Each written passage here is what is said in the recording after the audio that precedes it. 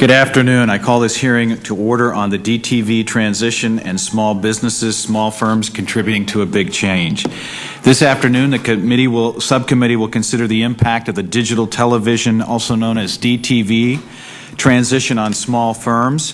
Throughout our country, small companies are making significant efforts to ensure that American households are prepared for the changes that will occur in February 2009.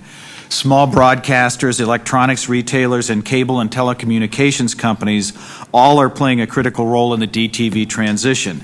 This hearing will examine those efforts, and it will also consider whether there are additional actions that Congress should take in order to minimize the burden of the transition on small firms, particularly those serving in rural areas. On February 18th of 2009, television broadcasters will no longer transmit over-the-air television broadcasts in an analog format. As a result, millions of households with analog-only televisions are faced with the prospect of no longer receiving a signal unless they act. They will need to either buy a new TV or subscribe to a new video service, or these Americans will be forced to purchase a digital-to-analog converter box. This transition requires a public-private partnership. The government has enlisted the assistance of businesses, both large and small, to carry out many of these changes. Broadcasters, retailers, electronics manufacturers, and video service companies are providing consumer education on the transition. Federal guidelines have also been established for equipment manufacturers and retailers participating in the Converter Box program. It is critical that the efforts of the small firms are recognized and that the federal government's policies are not unduly burdensome on small firms. This is particularly important in rural areas where the broadcasters, cable companies, and primary retail outlets responsible for these efforts are small businesses. At today's hearing, we will hear testimony from a number of small businesses in the affected industries. I expect that this hearing will help the subcommittee and Congress consider more fully the impact of the DTV transition on smaller firms. One of the issues with the transition is whether the Federal Communications Commission is accounting for the concerns of small broadcasters and cable companies. Both broadcasters and cable companies are actively promoting the transition, having spent millions to educate the public and having invested in the necessary infrastructure to carry out the transition. The subcommittee is interested in whether the regulations issued by the FCC have taken into account the limited resources of many small broadcasters and cable companies.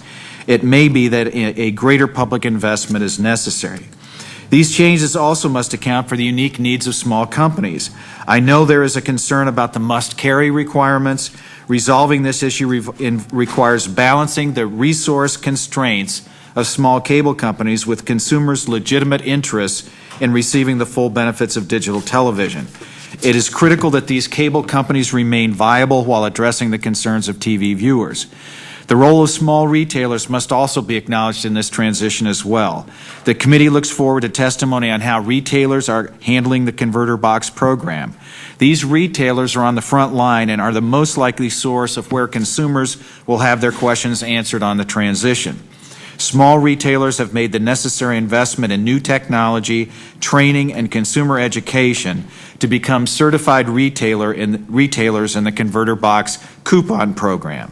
For this program to be successful, however, these businesses cannot be left with unredeemable government-issued coupons or unsellable converter boxes if federal funds for the Converter Box program are exhausted. Congress is monitoring closely the success of these efforts as the public and small businesses have a huge stake in it. Indeed, all members of Congress want to ensure that the transition set for February 18th, 2009 is a smooth one. Representing a district with populations that are among the most likely to be affected by the DTV transition, I think it is critically important that the federal government and private sector stakeholders minimize the number of televisions that go dark in February. It's clear that the DTV transition will not be a successful one without the important contributions of small businesses in a variety of industries. I look forward to the testimony of our witnesses today and thank them all for participating. And I now recognize my friend from Tennessee, Ranking Member David Davis, for his opening statement. Good afternoon. Thank you, Mr. Chairman, for holding this hearing on DTV transition and its impact on small firms. I would like to thank all the witnesses for taking time out of your busy schedules to come and testify before this committee, and most particularly Mr. Jack Dempsey, who has made the trip here from Johnson City, Tennessee. Welcome, Jack. Since the Deficit Reduction Act became law in February 6, 2006, the days of the analog television signal have been numbered. On February 17, 2009, the nation will undergo a change in the way television broadcasting is transmitted over the air. On that date, all television stations will terminate broadcasting analog signals. Thereafter, only digital signals will be transmitted. Small broadcasters, electronic retailers, and other small firms are at the forefront of the DTV transition.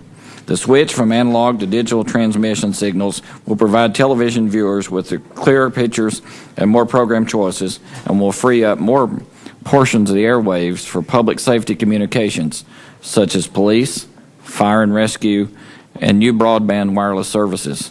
All of these are admirable goals, but the DTV transition is not without cost. Since the late 1990s, television broadcasters have spent billions of dollars to build the infrastructure for and to air digital signals while continuing to broadcast in analog. While all broadcasters are being